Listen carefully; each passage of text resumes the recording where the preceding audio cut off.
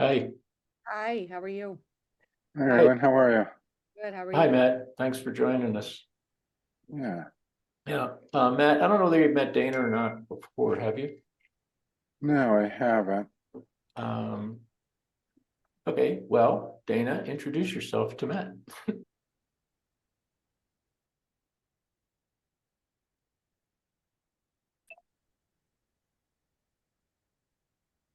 Okay, excellent. Already, Crystal, you're here. Excellent, good. Okay, all right. I'll be clicking people in as we go through the process here. But welcome everybody to the SOPE March office hours. We are focusing on building your personal brand. We've got two great speakers to be able to kick off the call today and kind of focus on the conversation. We have Donna Coriel as well as Crystal Lynn. I think I'm going to go with Donna initially because we'll go alphabetical. And let me just Sorry. mention Go ahead, also, maybe it fell through but Erin is with us as well. So Erin, you want to introduce yourself too? Sure. Hey, everybody. My name is Erin Nance. I'm an orthopedic hand surgeon in. Hey, everyone. I'm Dr. Erin Nance. I am an orthopedic hand surgeon in New York City. I trained at HSS and Lenox Hill, and I run a medical media company called Takeaway MD. We're the first physician-run social media network. We are an actual app and platform for physicians to create content for the public. And then I run the Little Misdiagnosed channel on TikTok. I have about 1 million followers and have created over 300 million viewed videos, all strictly medical educational. So you do not have to sing, dance your way to a view. And I am happy to share the secrets of reverse engineering viral videos for anyone who's interested. Awesome. Thanks, Erin. Appreciate it. Okay. Donna, do you want to go and give us an introduction to your organization and your focus? Absolutely. So my name is Dr. Donna Coriel. I'm an internist, a turned serial entrepreneur. I founded a venture called SOME Docs. It stands for Doctors on Social Media, and you can find it at doctorsonsocialmedia.com. And we have a very large community with the mission to promote autonomy for the individual healthcare professional. We started out just for physicians. We're expanding out beyond the physician and to others, to other allied professions, because healthcare is a team sport. We do a lot of publicity, PR. We do a lot of content creation for our members. We have large communities. We have networking and online conferences and so much more. And I love what I do. Awesome. We also have Crystal Lynn with Mosey Box. Am I saying that correct, Yes. Crystal? Okay. Thanks Crystal, for having me. Absolutely. Nice to meet you. And I'm a physician as well, and I am currently the medical director and AVP at a Berkshire Hathaway workers' compensation company. And Mosey Box is a side project that my husband and I started about a year ago. And just to give you a high-level overview of Mosey Box, for all the clinicians here, we can probably all relate that not that long ago, every clinical question started with PubMed. And then tools like open evidence really changed how physicians access medical knowledge. And I think careers are next. And the future of physicians finding the right opportunity, whether it's a full-time or part-time gig, or a part-time job, or a consulting opportunity, isn't just browsing job boards. It's simply typing what you're looking for, and then the right opportunities are surfaced and are brought to your attention. So this feature is already live on Mosey Box.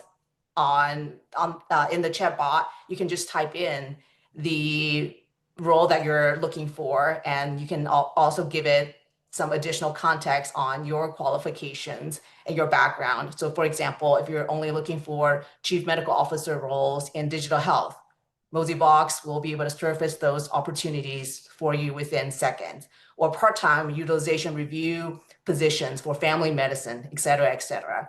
So I think, this is the future, which is no endless scrolling through irrelevant listings on LinkedIn, because our time is just too valuable to be scrolling and dwelling on LinkedIn. And so Moseybox is really building the AI layer for physician careers, where I think discovery starts with intent, not search. And just a little bit about my husband's background. He is an ex-Meta, ex-TikTok software engineer with extensive AI and machine learning expertise. He's also a PhD. And we just thought that it really would be a great use both of our skill sets to bring this to the physician community and help physicians discover opportunities in today's world, but also the future of physician work. So yeah, that's kind of my background in Moseybox in a nutshell. No, awesome. I appreciate it. So the theme of this month is building your personal brand, and I think the three of you kind of have unique takes and aspects of how that's going through the process.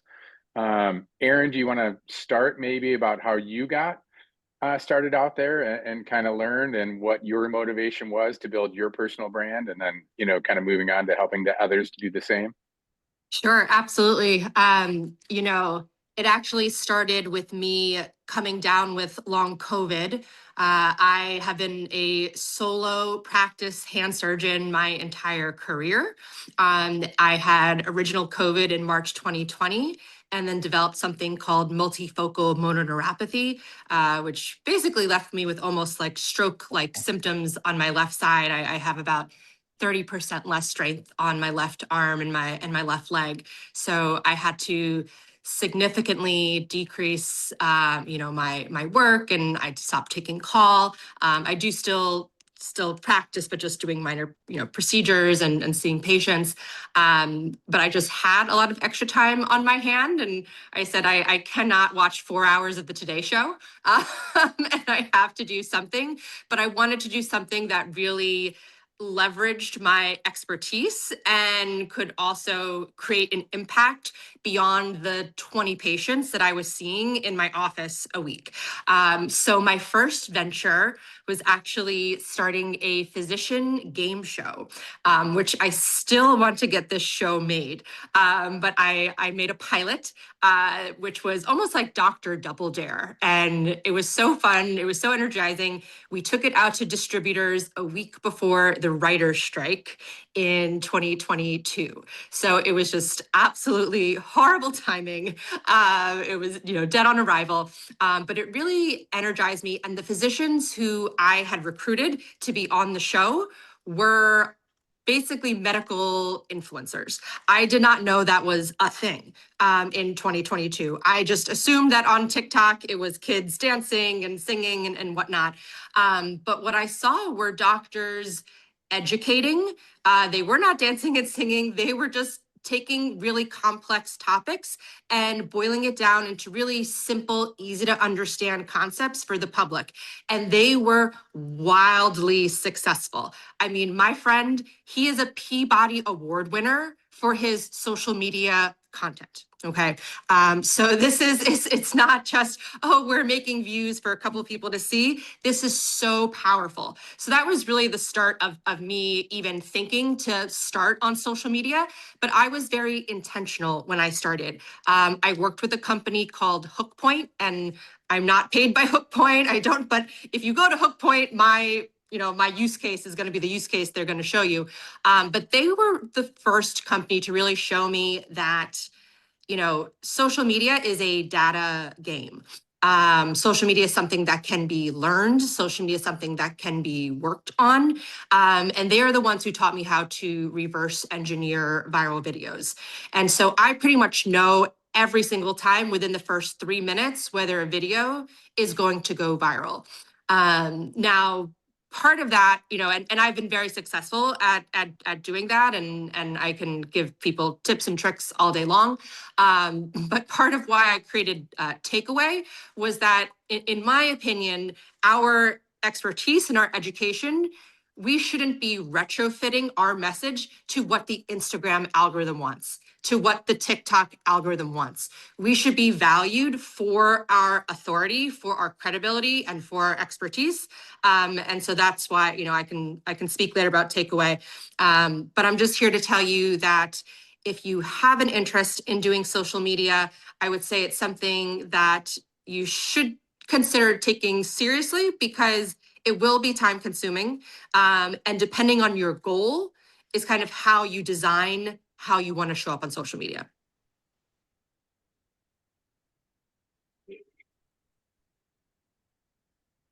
Oh.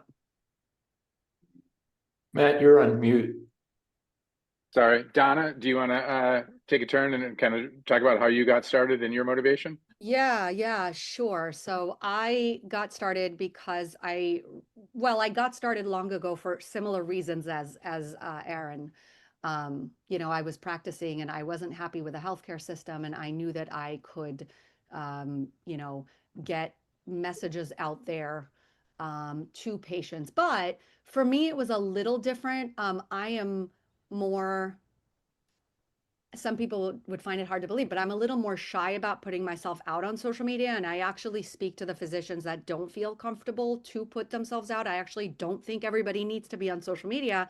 And that is, you know, partly the basis of what I built at SOME Docs. I got started because I realized something that most people don't want to admit, and that's that a lot of platforms benefit from you actually showing up, but they're not actually built to help you grow. I was watching incredibly talented peers putting effort into something that just wasn't translating into anything that's meaningful, you know, things that we think are really impactful, but just don't go viral. And that's when it really became clear to me that visibility is structural, and that if the system isn't designed to elevate you, it won't. So instead of trying to play that game better, I built a different one, a different game. Again, I don't think that everybody needs to be on social media, but I do think that everybody needs to consider marketing themselves, what it means to build presence, okay, and take care of the tools that are out there that allow us to do it.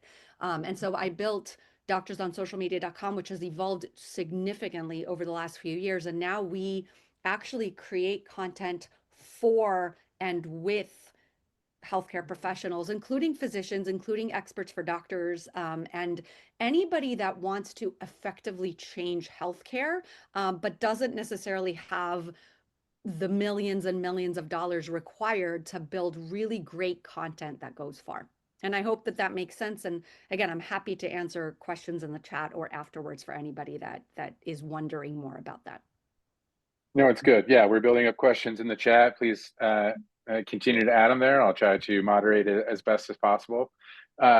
Crystal, do you want to talk about your motivation, how you got started with Moseybox? And I know you and I touched base yesterday, and it sounds like it hasn't been that long, but traction is gaining quickly. Yeah.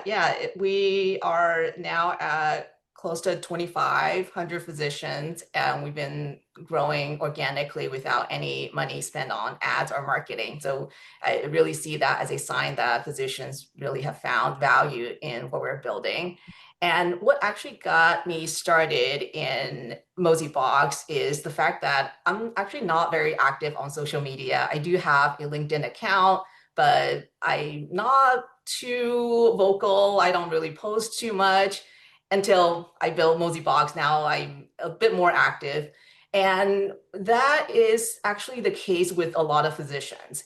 And what I have found from talking to founders that are looking for physicians for consulting opportunities is they actually try to find physicians through LinkedIn. So if you're not active on social media, LinkedIn, etc., those platforms, then you're actually not discoverable. So Moseybox is kind of a platform that helps physicians who are not active, someone like me, to be more discoverable for companies.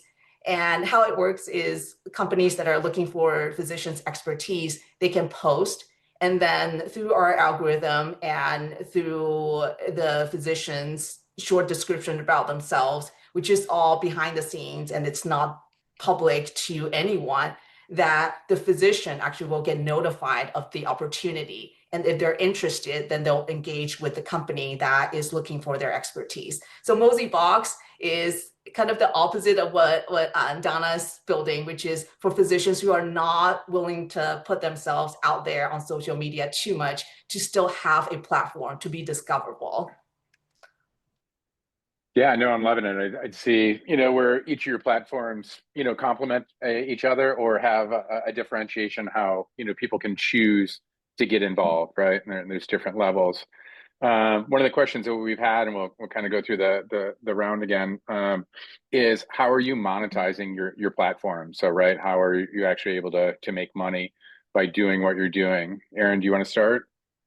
Sure. When I first met with Hookpoint, they said, they assumed, they go, oh, are you coming to us because you want more patients? And I said, I do not want more patients. I do not need more patients. I am not looking for more patients. This is not to market my practice. This is solely to do personal brand building. And it is so much easier to have an audience on social media if you are not selling them anything, if you are not telling them to do anything, but really just providing something of value to you. My niche is in commonly misdiagnosed conditions, chronic illness, rare disease. So that's little misdiagnosed. That's what I'm known for. But in terms of the monetization, so for me, I leveraged the visibility that I gained on social media to get a 6-figure book deal.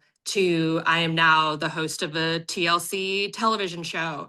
So I wanted these larger, grander opportunities outside of relying on seeing patients as a source of revenue.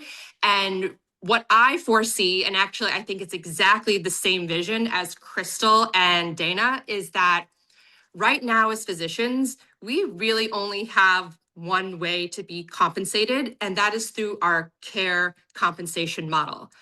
I believe that there can be a completely separate economic engine, which is our expertise compensation model. And that we need to be able to build these bridges between industry and us as experts. And in order to do that, before, to be the KOL, you had to be the person on stage at AMA and AOS. Okay, now the KOL is who lives on your phone. Okay, the KOL is who shows up here. The people on social media, they don't care that I graduated from HSS. They don't know what HSS is. Okay, they know that I'm a doctor, that I am someone who has integrity, someone has authority, and they trust me. So it's really about how can we convert this trust and expertise to different economic opportunities. And it sounds like both Dana and Crystal are the ones who are providing those opportunities. Nice. Donna, do you want to explain how you're monetizing SOME? Yeah, I was actually thinking that originally I thought the question was, how do I monetize SOME Docs? And I'm more than happy to say it actually wrote in the chat, but I actually think that the audience that are listening to this care more about how they can monetize their own platforms. I don't think they really care how I monetize mine. So there are so many different ways for healthcare professionals to monetize. At the end of the day, each of us has our own abilities and experiences. The secret sauce comes in literally squeezing that juice out of ourselves, in identifying what makes us unique, right? The number one thing that makes us unique already is our degree. Already that sets us apart because the majority of society are not medical doctors, for example, or are not dietitians, if that's what you are, or are not, nurses. Whatever it is that you do, it's unique. But take it a step further. Like, what else makes you unique and how else can you stand out? And then figure out how to monetize that. There's so many different ways. There's advisory roles. There's speaking compensation. There's book deals. There is, what else? I wrote some things down. What did I write here in the chat? there are courses. You could build courses. There's partnerships. There's so many different ways that you can generate income, and there's so many ways to do it passively as well. So you can continue your 9 to 5, and you can generate passive income in your sleep. But the key, really the key, is actually putting yourself out there so that people and companies and any future potential generator of that income actually knows you're there and actually is aware of your strengths. No, I think that's key. Crystal, and your take, I know that, maybe finding your ideal role, which maybe isn't, as a doctor, it could be as a medical, liaison or a chief medical officer, for a corporation or other aspects. And I know that you're also kind of this advisory network, which Donna just touched on a little bit. Do you want to, talk about how you're helping, individuals, maybe, find, their fit and earn income, through, greater satisfaction in what they're providing? Yeah, what I have found from talking to various different founders and also large corporations who are constantly looking to speak with physicians and gain insights for product development, et cetera, is the need has always been there. And there's been this lack of a marketplace to allow them to find who they're looking for. And so that's why I actually, when I first started building Moseybox, I was surprised to hear that a lot of physicians are looking for these roles or these consulting opportunities. And I was hearing the same thing from the employer side, that they were looking for physician expertise. And I feel like it's not so much that there's not a demand or a supply, rather there was a lack of an effective marketplace to allow the two sides to connect with each other. And physician expertise, as we know, has become very specialized. And the most recent opportunity that we helped with is a digital health company that is in the clinical decision support space. And they're looking to speak with chief medical informatics officer who has done Epic implementation. So something really, really specific. And obviously there are physicians who have that expertise, but right now they just couldn't find them. And so far, Moseybox has been very successful. We got it out to our users, and we have been able to introduce 4 physicians to that opportunity within 24 hours. So I think, it's just a matter of building that marketplace, just like Airbnb, right? For the host and the guests who are looking to find their ideal vacation place. Nice. I'm going to circle back around. I got another question, especially since I know you're using a lot of AI, and it seems a little bit of almost an AI user interface that you have, within Moseybox. And just, I feel like in your instance that, AI is really empowering you to do what you are doing. And I know that, if you follow the SOPNet channel, there's a lot of people that are utilizing AI within healthcare, right? How do we make a difference? How do we bring this in and create efficiencies and create better care overall? I guess, can you touch on a second of how AI is really driving and empowering what you're delivering? Yeah, I don't think Moseybox would have been possible before, I would say, 2023 or 2022. Now with AI, we are able to really identify the intent of each job listing quite precisely. And that really has allowed us to just scale what we're building at Moseybox with just me working on this part-time and my husband working on this full-time. And I think before the existence of AI, this probably would have taken a team of at least 10 to 20 people, if not more, to scrape the opportunities on LinkedIn and then categorize them. Right now, this is all done behind the scenes by our AI agents. No, it's good. Just quick follow-up, because you kind of mentioned like building this. And so did you stop practicing and start building this? Have you been practicing and building at the same time? Just how did you get going? Yeah, I am still at my full-time job as the medical director at a workers' compensation insurance carrier. And what I like about a clinical job is there's a lot of flexibility. And it really allows, I don't work on the weekends, and I finish my, most days finish at 4 or 5 o'clock, right? And I don't have patient charge to complete. So it's really allowed me that extra time to be able to work on Moseybox on the side. So for me, it's more of a side thing, but as it continues to grow and expand, who knows where this will take us. Nice.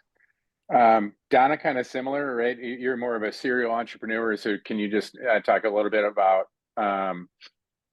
getting started or, balancing things or not for yourself, and then how AI really helped drive SOME? Wow, so many different parts to that question. I'm sorry. No, I'm just thinking, which one do I even answer? I Yeah. mean, balancing, I balanced founding SoMeDocs while I worked, and that is why it took so long to evolve, and I'm actually grateful for that. I wasn't actually looking for something that would go viral overnight or would be a success, and if I had, I would raise venture capital money and I would have done it that way. I did it from the grounds up. It's a grassroots movement that has been going for a very long time and has really taken shape powerfully. When peers actually log into the site and take a look around, and especially when they become members, and now that membership is free, it's even more enticing. I'm constantly getting shock at like what is available to them out there and how many tools they actually have not been using that can help them grow their brands and circulate their names. And we've seen incredible collaborations. I mean, we've seen amazing companies reach out as well, again, with zero marketing. We've seen the Wall Street Journal reach out. We've seen Men's Health and Medscape, and there's constantly opportunities that are coming through to our users. As far as AI is concerned, I mean, AI is scary and it's also exhilarating. I mean, AI is my best friend. I love AI. I always joke around with my husband that AI is my best friend. AI is amazing. Like, honestly, I cannot believe there is something as incredibly powerful as AI in the hands of entrepreneurs today, and that we're not like using it to its max. So I guess, maybe part of SoMeDocs also is allowing physicians to recognize that and helping to birth like the next generation of physician entrepreneurs that can really use AI to the max, to build out their dreams. Because there's so many community members that have ideas but don't really know what to do with them or how to build a business, and that's where they can really grow by being part of SoMeDocs. Nice. No, I love it. And especially with AI agents, right? You can make yourself so much more efficient. I saw a great talk yesterday on AI in healthcare, and they used the minions example of, for AI agents and how more minions, right? Obviously, you can get more stuff done. Erin, can you talk a little bit more about content creation? Like you said, you could tell in 3 minutes if something's going viral, right? And how do you balance that realness in what you're creating with obviously the efficiency and AI to create content? You talk about that balance a little bit. Sure. So on the platforms as they exist, TikTok, Instagram, I haven't been on Facebook in a long time, but I'll throw Facebook in there. The guiding principle is it is not what you have to say, it is what they want to hear. Okay. Now you can take that as, you don't have to make up things that aren't true. Like if you don't want to, talk about Maha things, you don't have to talk about Maha things, but if you know that the vast majority of people online are asking questions about GLP-1s, talk about GLP-1s, right? If you know that the most common question about GLP-1 use is hair loss, talk about how you treat hair loss in your patients who are using GLP-1s, right? So that's just the type of background research that when you're thinking about like what type of content to create. And actually on Takeaway, we're working with a company who already has done all of that homework for you and will just give you the top 3 prompts in your subspecialty. So we know what the audience wants to hear. So, you don't have to guess that really anymore. And then I would say that this is how to utilize psychology in creating posts. So the general population, over 95% of people consume information in one of three ways. That's through fun, facts, and feelings. So fun, meaning you're delivering the content in an engaging way. Maybe it's funny, like Dr. Glockenflecken, it's a skit, it's funny. Number two is facts. Okay, some people just want the facts. These are the top 10 comorbidities with GLP-1 use. Here are your bullet points. Okay, they're the facts. And then a third of the population wants to connect through emotions, right? They want an emotional reaction, right? When you watch those videos of the babies putting on the glasses for the first time and they see their mom, I mean, like, how can you not stop and watch that video, right? If you can create a video that hits on all three, fun, facts, and feelings, that is a viral video. And the best shortcut to doing that is through storytelling. Yeah. 100%. 100%. No, awesome. Well, awesome. Our panelists have, I think provided a lot of information so far. We've gotten some great, questions through the chat. I do want to open it up to the floor. Anybody wants to ask a question, please take yourself off mute and chime in.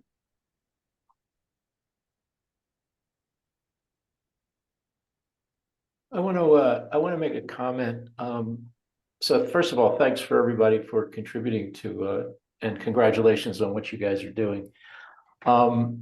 I think that it's important to understand that this business of branding yourself really needs to be pretty thoughtful in terms of creating a strategic marketing and communications plan. This is not a one-off kind of a thing. I mean, you could do it one-off, but you're not going to be able to scale it. So you really need to give some thought to get back to the startup mentality. What does your business model look like? And that starts with who is your customer? And that devolves into what is the value proposition to that customer? And what is the best way to reach them? Now, there is a ton of research on every social media platform you can imagine in terms of the demographics, who tunes in and when is the best time to post X, Y, Z or share.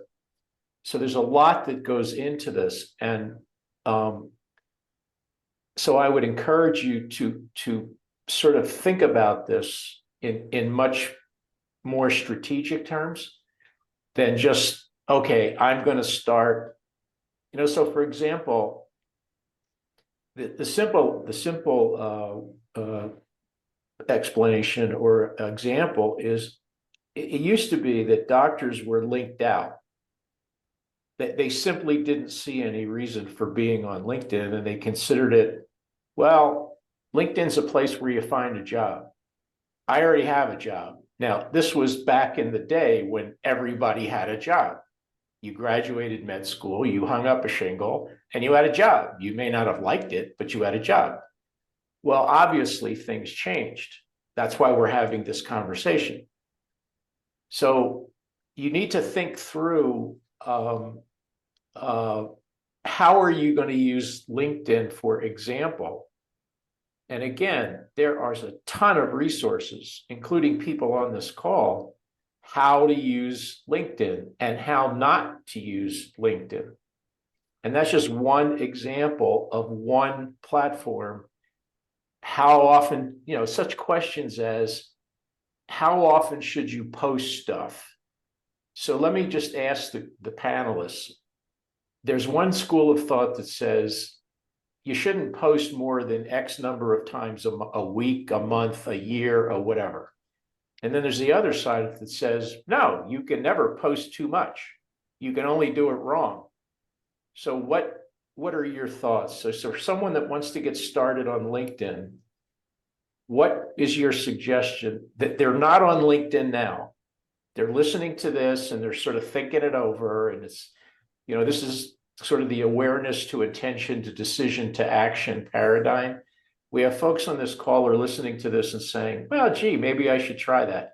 So what advice would you give people who want to get started on LinkedIn, if anything else, just to let people know who they are?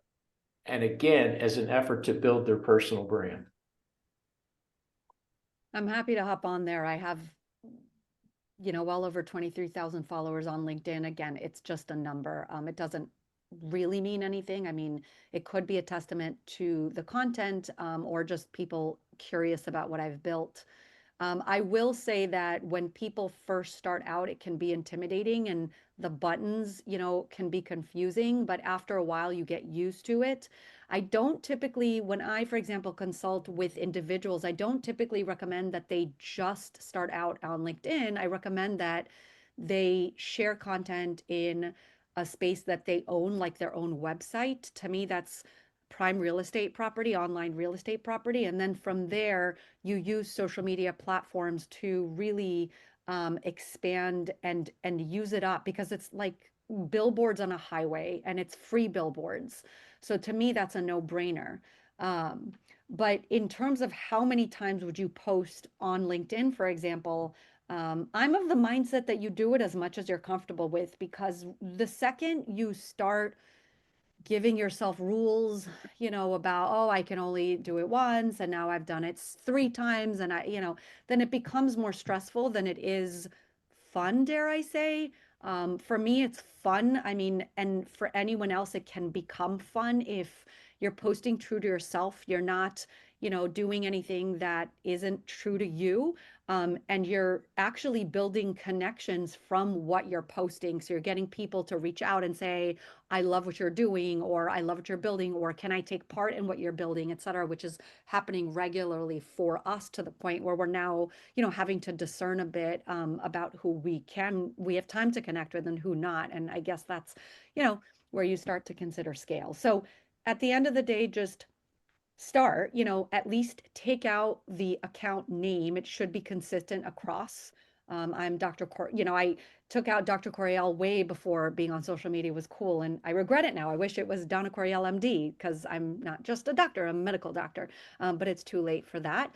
But think through that in terms of branding a name, because it's going to stay consistent. You can't change that. And post as much as you're comfortable with. And then, for example, join resources like the ones I built. I built a LinkedIn pod where professionals can join to really get more engagement up for their posts. And it's really easy to do. It does take a little bit of commitment, but it's not a big deal. So I'm sure there's, many resources out there. I'm going to jump in and say what Arlen said is very important, in that number one is you have to know your why first. Why are you posting? And then that will help you with the audience and understanding the right platform.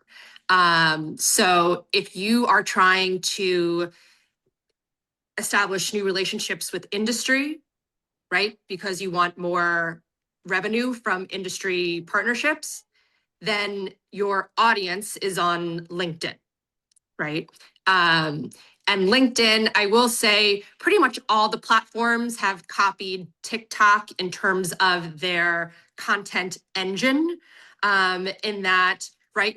When you used to be on Facebook and Instagram, you used to see your friends, kids' birthday parties, and you used to see, like where your friends were going to conference. Now you just see people you don't know scrolling like on your feed. That started with TikTok. Because TikTok understood that you don't really care about your friends' kids' birthday parties. You care about, oh, this is something that's relevant for me. So everything is going towards TikTok, how they distribute the content. And I will say, and this is from Mr. Beast, who's the most successful creator ever. He's on YouTube with hundreds of millions of followers. When people ask him, how do I get more views? How do I get more followers? He always says the same thing. The question you should be asking me is, how do I make the best possible video that I can make? And that's what you have to work on. And how can you make the best possible video? Talk about what you are passionate about.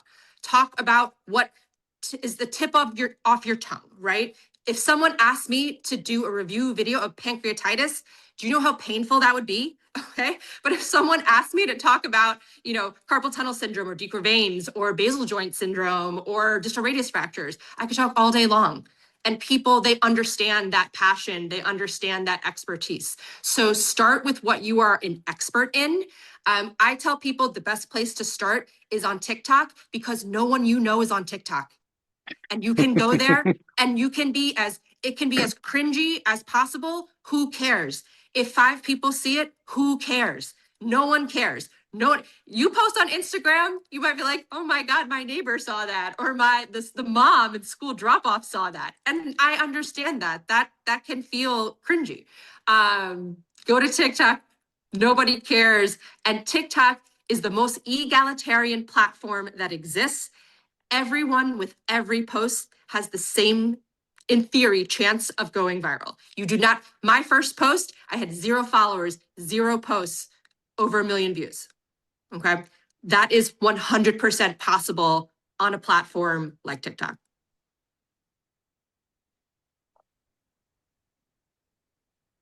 Crystal? Yeah, I Go can ahead. give my 2 cents about LinkedIn. I would say for someone first up, I want to echo what everyone has said, and I agree with all the points that have been brought up.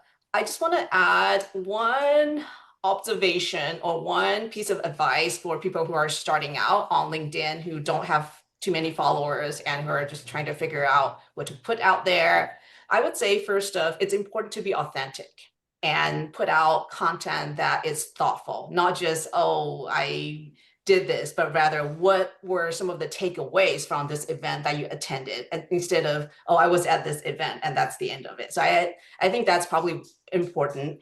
And then the other piece of advice is that you could start following some of the influencers, and for people who have very similar, who are like-minded, start following those people and start trying to connect with them. And then as time goes on, you can comment on some of the posts that they have on LinkedIn, and then that can help you attract the right audience. Whoever, if the person that you're following, that you're connected with, that's like-minded, right? Chances are they probably have the same audience that you're trying to attract. So start commenting on some of their posts, and you could get inbound connection requests. So yeah, that's just, I'm not a big, like I said, social media person, but just a few tips and advice that I've heard and learned over the years.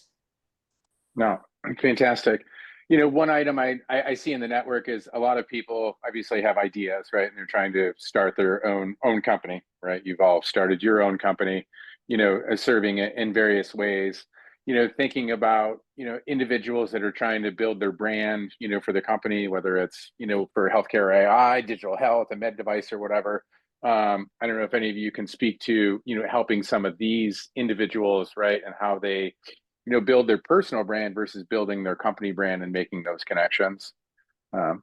Anybody want to jump in? I'm happy to jump in because my company specifically thought through that. At the end of the day, our target avatar, what Arlen Myers was referring to earlier, the person that you're speaking to most, was initially a doctor, right? A doctor in their middle age who is somewhat frustrated with working for a large system that really wants to, revisit what it means to be a physician. Um, yeah. Wait, what was I answering? I lost my Talking about people that are building companies and how do they build Yes, either yes. their personal So our brand or original their company brand. right, our original Yeah. avatar was the physician, and then after that, we realized that those physicians wanted to make connections outside of their circles. And in the community that I built, it was only other physicians. The Facebook groups that we have, all of the different places where they're speaking to other people, it's only physicians. And as I referred to earlier, like healthcare is a team sport. And so you're not necessarily going to grow with just being a part of other physician circles.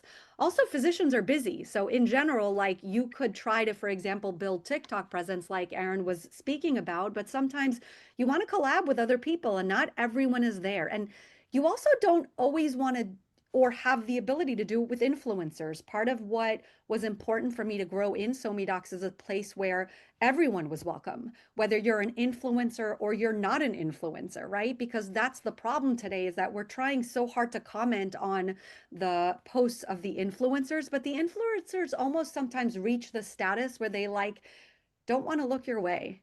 And it's insulting because it's like, wait, I'm your peer. I'm a co-physician. Like I went through the same freaking training as you, but you won't look my way because you have 10 more followers than me or 10,000 more followers than me, etc. So I built a space where sort of everyone is equal and everyone can come in and be their own influencers. And that includes experts for doctors and people that are coming in with companies that actually have the time to build out a company. And it reminds me of what Crystal is talking about, right? Because she was sort of alluding to her husband having a large part of building out. And that's brilliant because you have to pair up with other people that have other skills and talents.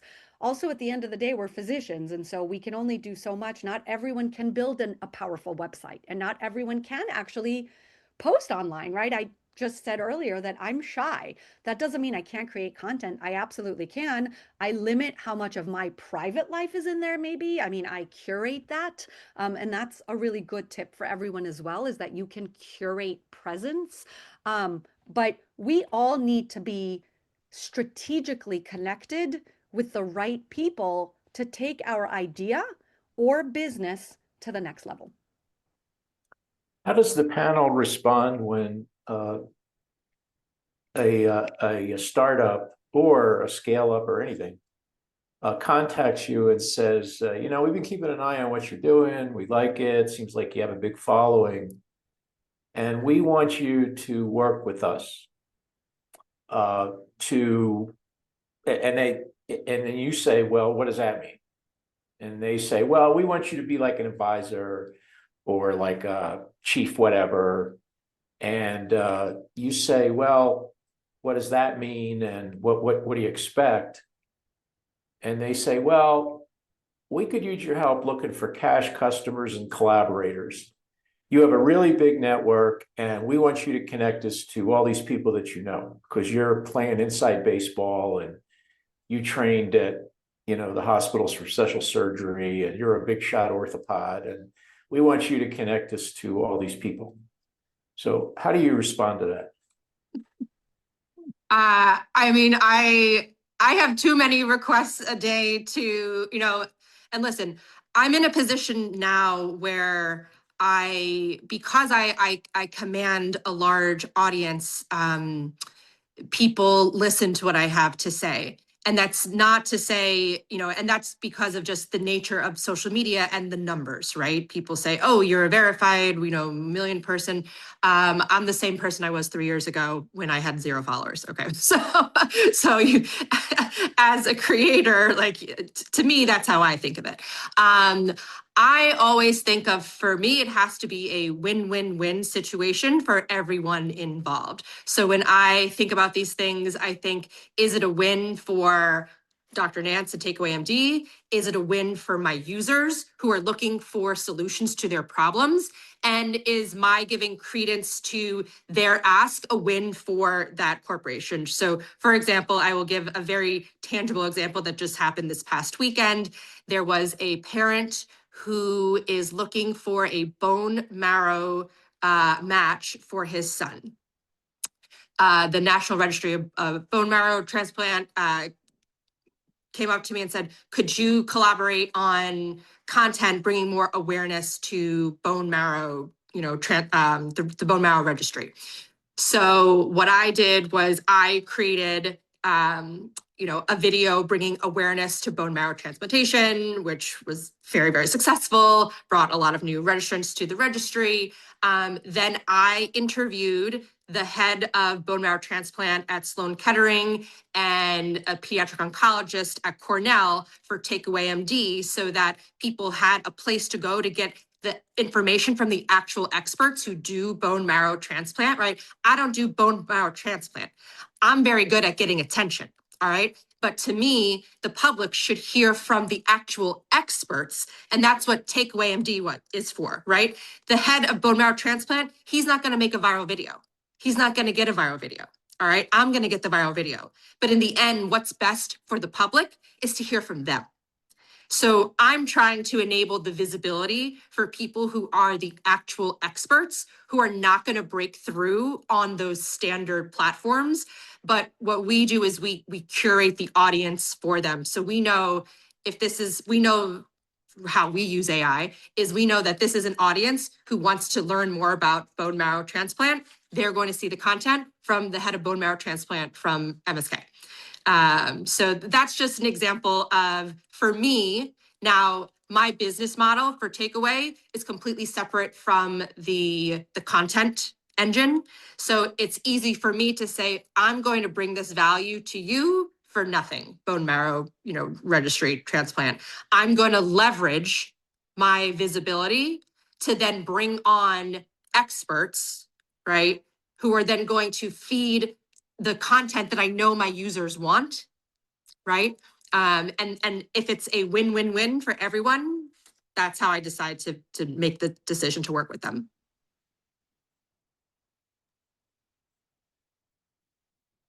I love what Erin said, this win-win-win. And to piggyback on that, I think it's just important for every startup and every company to really know deep down what your mission is, right? And whatever their request is has to be aligned with your mission.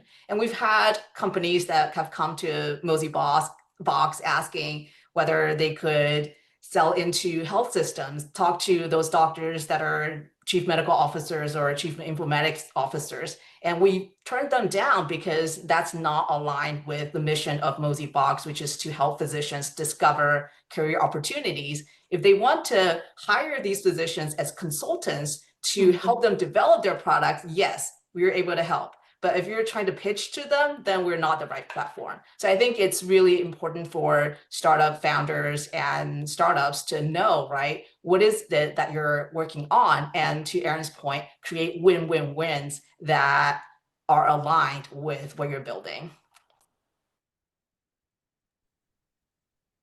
I answered some of it in the comment section. Arlen, can you ask your specific question so that I can answer it specifically? Because I think the main point I made not specific is that there's always two entities that you need to consider as a founder, and that's you versus your company. And especially for those of us that are either influencing or micro-influencing or whatever you want to call it, some people are, offended by that term. Those are two different entities and you need to keep those separate. So like if someone reached out to me, I would need to understand whether they're reaching out to me as Donna Coriel and the IP that I bring to the table, right? The ideas, the creativity, the ability to like put things together in super unique ways versus are you coming to me, pitching SOMEDocs, which is a community of physicians. SOMEDocs is not Dr. Coriel. SOMEDocs is SOMEDocs. And that's also something really important for founders to consider too, is like, what is your business you, or is your business a community of physicians? Like, who does your business represent? So I think those two are different. If someone comes to me to hire me, then it's me. Then I will go to their boardrooms and I will give them ideas and I will maybe even help them build something. But I'm not necessarily going to open SOMEDocs up for them because that's a whole separate thing. And again, as you become serial entrepreneurs and you build more businesses, you have to be clear about what exactly are you pitching to me, like which business are you pitching for? And then let me see if he wrote, no, do you have any thoughts on personal brand positioning? That's not Arlen asking, so I don't know if you want to ask this before we answer that next question. It had my name on it, so. No, I think the other one that, Go ahead. sorry, go ahead, Arlen. No, I was just going to say, Dana, that a lot of us have, we have multiple brands, as you said. So we have a company or an organization, but then we have a personal consultancy, to lack of a better term. So we have a side gig that's doing consulting or advising or board of this and that or whatever. And then we have, so in my instance, there's SOPE and there's me. In your instance, there's SOME Docs and there's you, Of course. et cetera. So those are two separate, essentially, entities that require two different strategies. So I'm saying, and to get to the question that Paul asked, if you're a physician in practice and the purpose of this gets to the why, if the purpose is indeed to build your practice, that's one thing. If it's to get side gigs and build your brand as a trusted advisor, that's another thing. So, and sometimes if you don't do that right, it gets mucked up and it just doesn't work. So I guess my suggestion again is think strategically. Why are you doing this? Who is the customer? What is the value proposition? And what is the business model going to look like? What are you trying to accomplish? And separate the two. Now, there's a lot of reasons for doing this, not the least of which is picking the right corporate entity. I mean, are you going to be an LLC? Are you going to be a C Corp? Are you going to be an S Corp? Are you going to be a public benefits corporation? For one versus the other. What are the tax implications of creating an entity, one versus the other? What are the liability issues of one creating the other? And there's a whole bunch of other heartburn that goes with each one. So I think you need, so my suggestion, if you haven't done this before, is think big, start small, stay focused. Do one thing and do it right. And then if that works, then you can take the next step. Crawl before you walk, before you run. Stay focused. Don't throw out a million different ideas and try to do 16 different things on a million different platforms. That's what I would suggest to you. So demonstrate proof of concept, test it. If it works, stay small as long as you can. Because what's even harder than dealing with failure is dealing with success. And I'll come in and piggyback off of that, and because my name was written on that question as well, and just say that at the end of the day, it's you building. So, it's easiest if you're just starting out, and especially if you're unclear, to build out a brand based on your name and then formulate your ideas into a business that almost serves as an arm off of your name, so that, in my instance, like Arlen said, Dr. Coriel created SOME Docs, but SOME Docs is not Dr. Coriel. I am simply the founder and the engine behind it. And so if in a year, and I'm doing that, that's why I'm calling myself a serial entrepreneur, right? If right now I'm opening a business for swag that, by the way, is related, I can do that still under the Dr. Coriel big name, right? Because Dr. Coriel's founding the swag, even though the swag isn't Dr. Coriel. So I, like he said, serve other purposes. I'm a consultant. I can be on boards. I can build other things. But that company is mine, and that second company is mine, and now that third and fourth and fifth company is mine. But it all goes back to the fact that it all falls under the Donna Coriel intellectual property and my abilities. You have to make sure that you do that, and that won't pigeonhole you if you at least just, build it out at first as you, as Dr. Coriel or Dr. Myers or whoever you are. Again, then giving attention to the business because it needs to grow. So No, great point. We give that advice at i5 Bio Partners to all our clients, that it's people that people follow, right? They don't necessarily follow businesses. They will follow the business, but much more secondarily to the people. And so your business needs a spokesperson, and usually you as the founder are that initial spokesperson, for your organization. So I think it's a great point. We are at time. It's been an hour. It's been absolutely fantastic. I'm going to ask Arlen if he wants any closing points, since he's done a great job organizing and bringing this community together. As you mentioned, we will put the video out to the group and otherwise, so those that weren't able to join can still learn from this great content and all of you wonderful founders. So. No, this is great. Thanks for everybody participating. Just a reminder that we do these. So we're gradually, this is an example, you know, we did the first one of these, we had like 3 people on it, and now we have like 15, and next time we're going to have more and that kind of thing. So we're going to do it the third Wednesday of each month.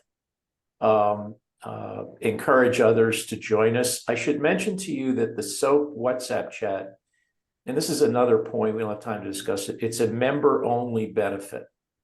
There's some things you give away for free. There's some things that you don't.